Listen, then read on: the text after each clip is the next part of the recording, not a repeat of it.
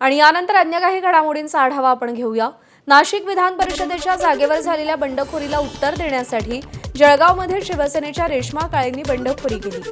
नाशिकमधील भाजपचे बंडखोर गोकुळ गीते माघार घेत नाहीत तोवर आपणही माघार घेणार नाही अशी भूमिका रेश्मा काळेंनी घेतली आहे। दरम्यान आज शिवसेना नेते आणि खासदार श्रीकांत शिंदे आणि रेश्मा काळेंची भेट होण्याची शक्यता आहे। श्रीकांत शिंदे सध्या जळगाव दौऱ्यावर आहेत आणि या दौऱ्यानिमित्त दोघांची भेट होण्याची शक्यता आहे। या भेटीमध्ये श्रीकांत शिंदे रेश्मा काळेंची समजूत काढणार का हे पाहणं महत्त्वाचं ठरणार आहे। जळगाव विधान परिषदेची निवडणूक सध्या संपूर्ण राज्यभर गाजत असल्याचं आपल्याला पाहायला मिळते। त्या पाठीमागील कारणांचा जर आपण विचार केला तर शिवसेना शिंदे गटाच्या नगरसेविका रेश्मा काळे यांनी महायुतीमध्ये बंड पुकारलं। नंदकिशोर महाजने महायुतीचे उमेदवार आहेत, त्यांच्या विरोधामध्ये त्यांनी आपला उमेदवारी अर्ज भरला, तो कायम देखील ठेवलेला आहे।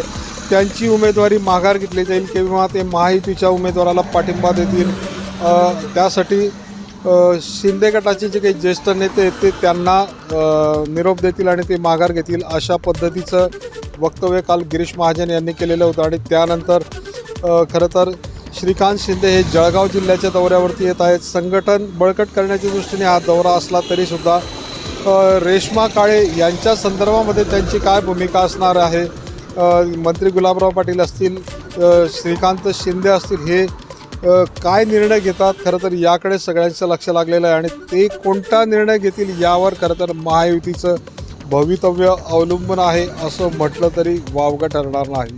चंद्रशेखर नेवे, ABP माझा, जळगाव। मला वाटतं याच्यावरती दोन्ही पक्षांचे वरिष्ठ नेते जे आहेत ते त्या ठिकाणी बोलत आहेत आणि जळगाव असेल किंवा नाशिक असेल या दोन्हीकडचा तोडगा जो आहे तो लवकरात लवकर निघेल। तोडगा म्हणजे काय होणार?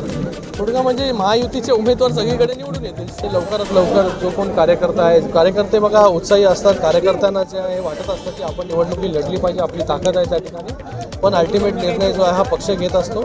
आणि ह्या दोन्ही जागेचा विषय नाशिक आणि जळगाव हा लवकरात लवकर समन्वयाने सुटेल। आमदार रोहित पवारांनी किल्ले रायगडावरून शेतकऱ्यांच्या कर्जमाफी योजनेवरती तीव्र नाराजी व्यक्त करत मोठी घोषणा केली आहे। 12 जूनपर्यंत सरकारनं निर्णय घेतला नाही तर पंढरपूरमध्ये अन्नत्याग आंदोलन छेडण्याचा इशारा त्यांनी दिलाय। पुण्यश्लोक अहिल्यादेवी होळकर यांच्या नावानं जाहीर करण्यात आलेली कर्जमाफी योजना शेतकऱ्यांसाठी फसवी असल्याचा आरोप रोहित पवारांनी केला। योजनेतील अटी शेतकऱ्यांसाठी अन्यायकारक असल्याचंही त्यांनी म्हटलंय।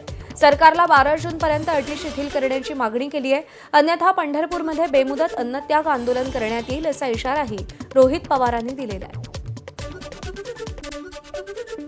आजच्या पवित्र दिवशी एक घोषणा मी इथं करतोय।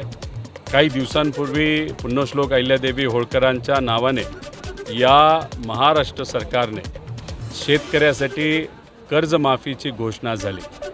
खरं तर ही कर्जमाफीची घोषणा अतिशय फसवी आहे। हे सरकार काय करतं की एखादी घोषणा करत असताना त्याच्यामध्ये खूप मोठ्या प्रमाणात अटीतटी टाकतं।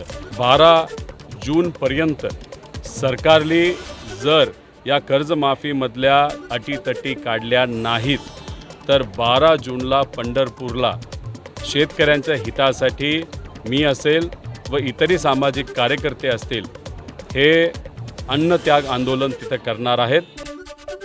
राज्यातील पायाभूत सुविधा प्रकल्पांचा मुख्यमंत्री फडणवीसांनी आढावा घेतला। या बैठकीमध्ये मुख्यमंत्र्यांनी अधिकाऱ्यांना आणि कंत्राटदारांना स्पष्ट शब्दात सुनावले। निर्याधित कालमर्यादेत कामं पूर्ण करा असे निर्देश मुख्यमंत्र्यांनी दिले। तसंच प्रकल्पांच्या प्रगतीबाबत कोणतीही ढिलाई सहन केली जाणार नसल्याचा इशाराही त्यांनी दिलेला आहे। गडचिरोलीतील विमानतळ आणि MIDC भूसंपादनावरून पेटलेलं शेतकरी आंदोलन अखेर निर्णायक टप्प्यावर पोहोचलंय। 2 दिवसांच्या तीव्र ठिय्या आंदोलनानंतर शासनानं तात्पुरती माघार घेतली। सहपालकमंत्री ॲडव्होकेट आशिष जयस्वाल यांनी आंदोलनस्थळी धाव घेत शेतकऱ्यांशी मध्यरात्रीपर्यंत चर्चा केली आणि विमानतळासाठी सुरू असलेली भूसंपादन प्रक्रिया तात्पुरती स्थगित करण्याची घोषणा केली।